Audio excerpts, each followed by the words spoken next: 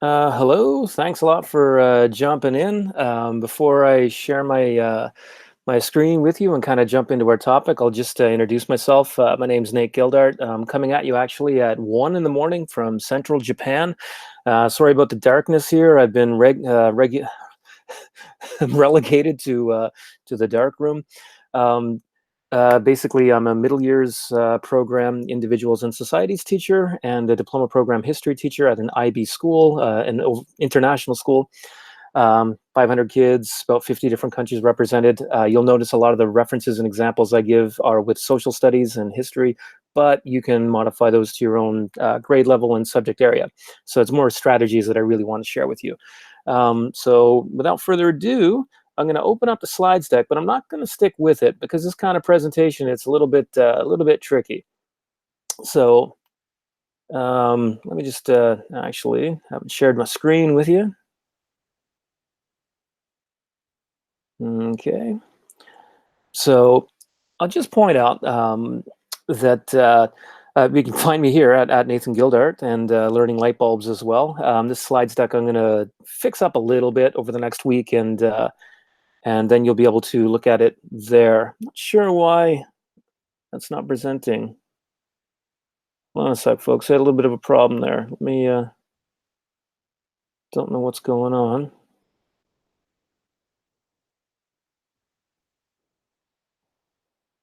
Okay, good. All right. So, yeah, there we go. So anyway, just a very quick chat. Nature of review. Obviously, we might want to just check knowledge. We might be reviewing something that they studied in grade 6 or 5 or 8 or 9. Just kind of see what they know. So that is a form of review. You might want to record it. Could be formal, whether you're using entry tickets to the class, for example, or unrecorded, informal. Can be short, could be long. I mean, review only has to be 5 minutes. It could be 10 or 15 or 20, depends on what your needs are. Could be on scrap paper. You might want to give them a chance to write things down before they talk. Being at an international school, we have a lot of EAL kids, so I tend to do that. You might want to discover what they know before diving into a topic. So as we go through this, we're going to look first at online tools, and there's a million of them. I'm only going to show a few that maybe you don't know about. And then we're going to look at some strategies that you might use technology to project, but the students don't actually need to engage with technology. They just need scrap paper or maybe just their mind and a partner. Um, so as we go through this, what I'd like you to do is look for these links right here and even try to participate with me as we're doing this if we can. So I'm going to pop out of this. Come on now. Excuse me. This isn't allowing me to escape for some reason. There we go. Okay, so this first one we're going to look at is called Classroom Q, and it's very, very simple. You've got, if you get the teacher version, it's free. The students would go in and they would type their name and they would type a class code. And I can even do this as an example. So you go ahead and do it. I'm going to go Johnny and the class code. What was it again? Just going to copy and paste that in there. And basically, this is a question answer thing. You know, kids are kind of shy. They don't want to answer questions sometimes. Maybe you can generate discussion. So I've put in my name, and all I do is type in a comment like, your favorite color. And I type or press the button, need assistance. I mean, you could do this. And you notice I hear a little bling. All right, so assistance is on the way. And it could be for review. It could be while, there's an activity going on during the class. And I see her, I could walk up to the student and quietly say, hey, this is it. Or as a class, hey, this was a good question. The students could use a pseudonym. All I do is tap that, and then it's gone. This is free. You get up to 5 questions in the queue. You can clear the queue. It's nice and easy to use. So the next one we're going to look at is Backchannel Chat. Okay, and if you were to click on that link, you were going to get to this.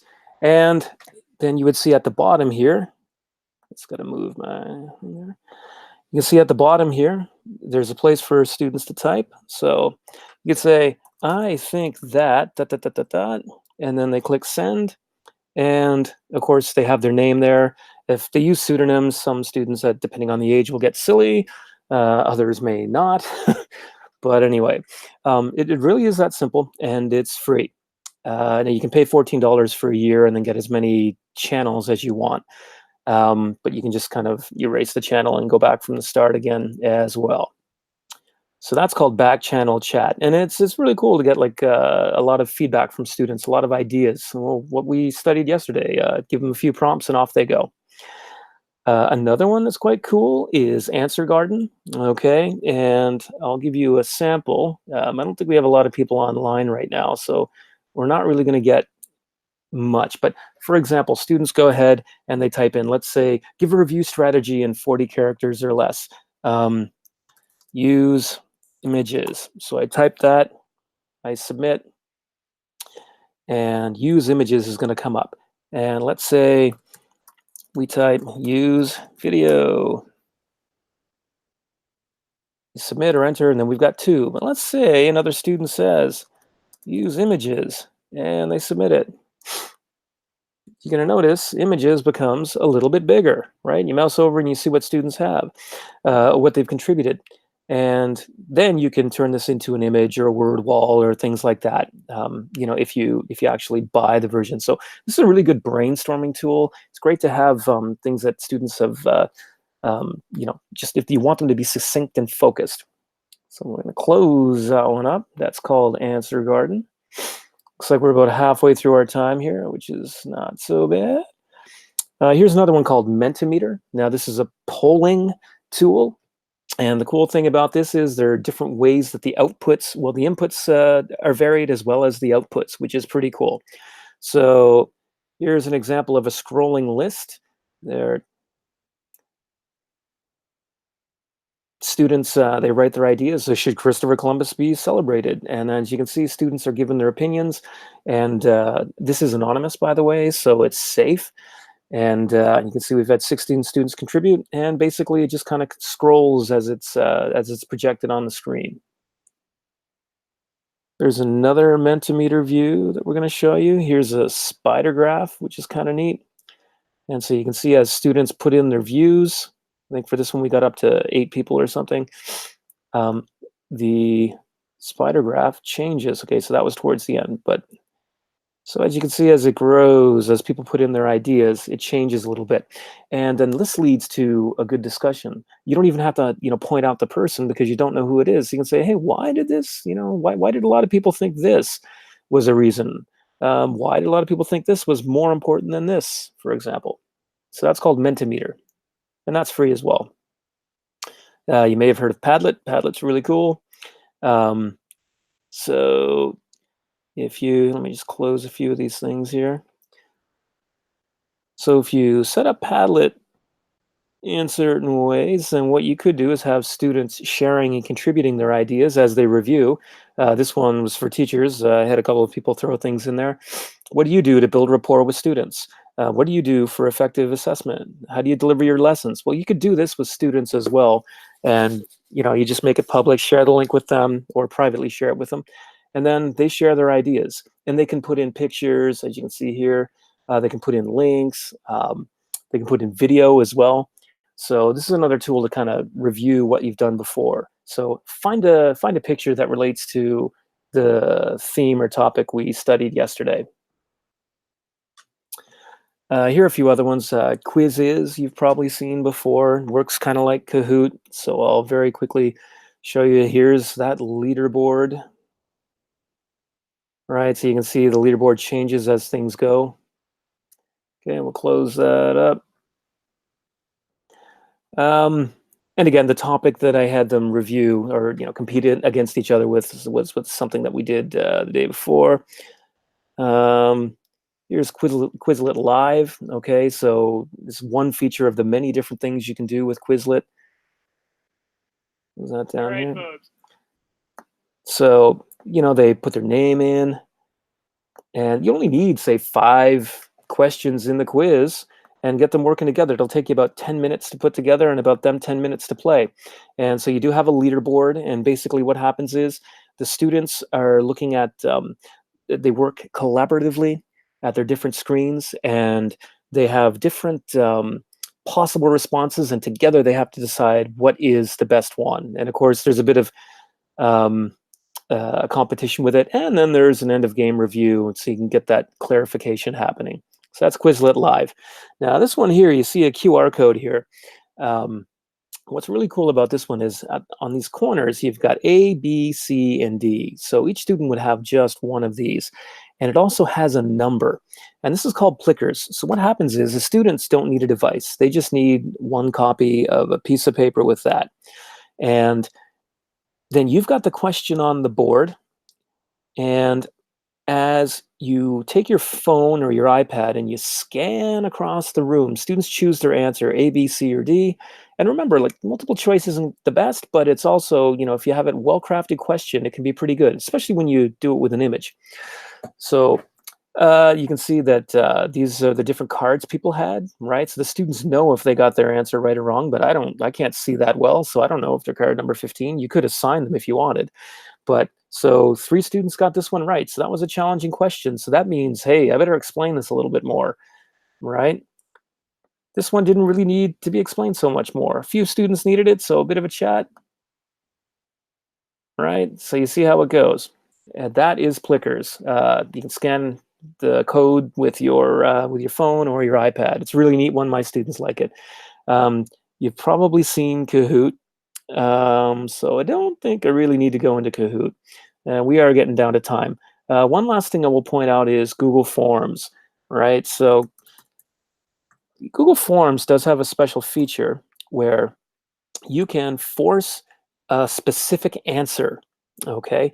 And then the students, they have to have the exact answer before they can move on.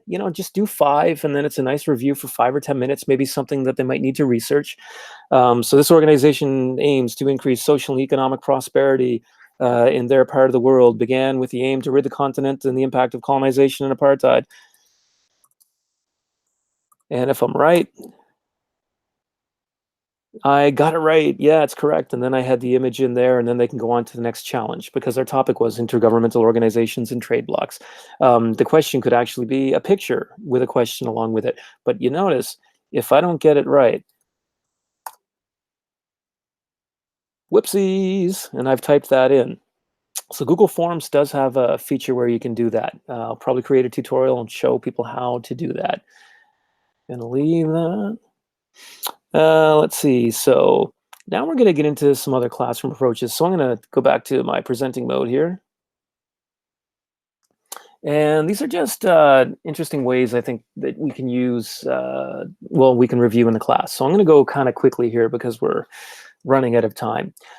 Why not play a famous speech, or maybe play a video and have students paraphrase or decide what was the main idea of that? So then the students could stand with a partner after they've heard, the Iron Curtain speech or whatever.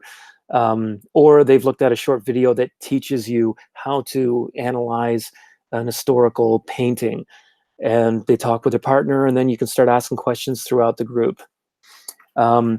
Here, the root of a garment, right? So we're looking at global trade and globalization here. And so I, once gave my grade 8 students this map, and it's like, all right, so what do you know about globalization from this map that we've seen before? This is the prompt it reminds them.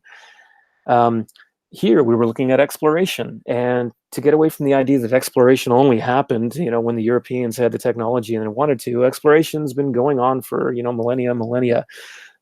Should have had a few other images that go back to maybe Zheng He or some female explorers. That's how I would improve this slide next year. But what does this tell you about exploration, right? Engagement with people, high technology. We explore underwater, not only in space and mountains. What do these, different images have in common? Well, you look at cooperation, right? So what would, it starts a conversation with kids talking about teamwork and building teamwork. So it depends on the prompt that you give them. Why not just give them a provocation? Again, we were doing globalization. Where was the stuff you were wearing and carrying made? Gets the conversation going, and then, they can talk in groups or partners, and then you start leading it as a class. Quotes. These are some quotes from Nelson Mandela. We had studied his early life, and And it's like, okay, so what do these quotes tell you about him as he got a little bit older, as he became a famous leader? Um, Political cartoons are great. Again, this is from apartheid era South Africa, right? Which is this is my students found it quite humorous, but we also talked about the message. What is the message in this cartoon? Scenarios.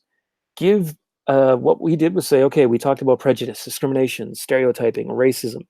Which is it most likely to be? Why do you think so? What might the response be? So then you give them a couple of like one scenario, and what is it? P, D, S, or R? Give them another one. So again, it's just a little bit of review, and our focus was actually on the language, right, to help us understand apartheid as a system.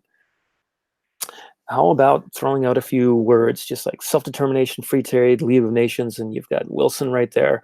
Um, Talk in your groups and be ready to share out. Maps are definitely good to have. So how does this link to post-war German animosity? We've got the Treaty of Versailles, and then we've got a map that reminds them of some things. So, again, visual stimulation. Give them a few minutes to talk and then share for a few more. We can look at, again, quotes with an image that kind of gives the visual stimulation. And again, in history, origin, purpose, content, values, and limitations. So this one would have given them a little bit more time to, really chew on, because they have to read through it and then work together in pairs, or maybe start on their own and then share in groups and then share out as a class. Images as well.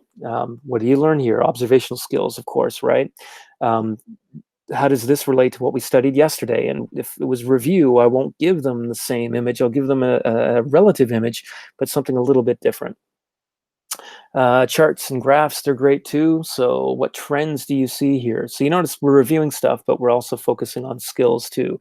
Can you read a graph? Why not videos? Show a little bit of a video, and then they have to paraphrase. This was like 2 minutes long, I think. Do a gallery walk. Put a series of images or maybe quotes or something around the room. They can take scrap paper. Maybe you can give them a Google form if they have devices, whatever you want, I don't know. And then they can walk around the room writing their ideas down, and then that generates that conversation. How do they relate to what we studied the day before, or the class before? Fun one my students like. We did this just the other day, actually. We created a recipe, and dictator's delight. So what's the name of your cafe? What's the name of the dish? And then they have to say the ingredients, like dictator, authoritarianism, a violent streak, a really crappy childhood. Those would be the ingredients. And then the instructions would be putting all that together, so they create their own recipe on, whatever topic that you had. Helps them develop creative language as well. And it's kind of fun.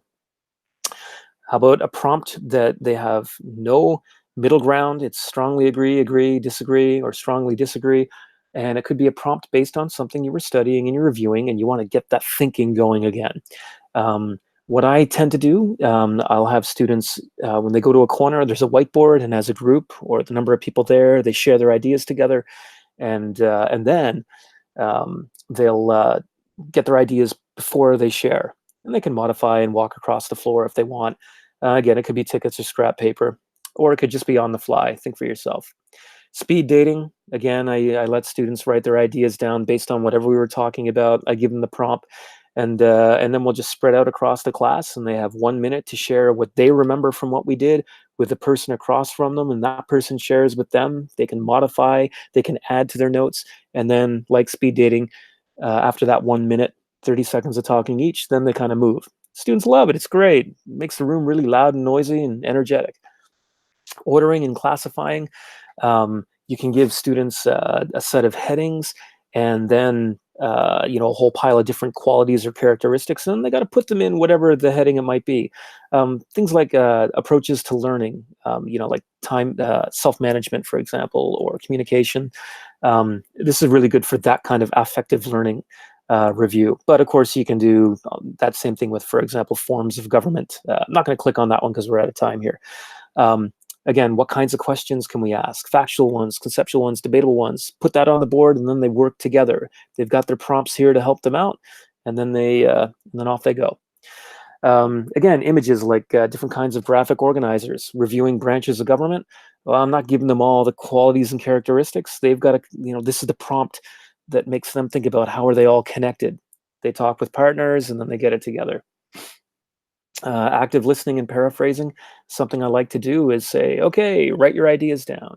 Then they get into a group of, maybe two, almost like speed dating. You share your ideas, and then it's like, okay, so now you switch to the next person, and you've got to paraphrase what the last person told you. And then you give them a new prompt, and then they talk with that person, and then they have to switch to the next one and paraphrase what the other person said. You can do that in groups of four, and then say split, two people go one way and two people stay. That one works quite well. Really forces the kids to listen, and it's a good review activity. It doesn't take long. Observations and inferences.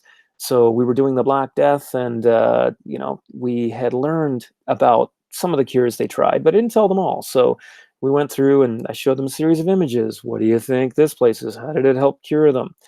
That kind of thing. So again, another way that you can use images to review.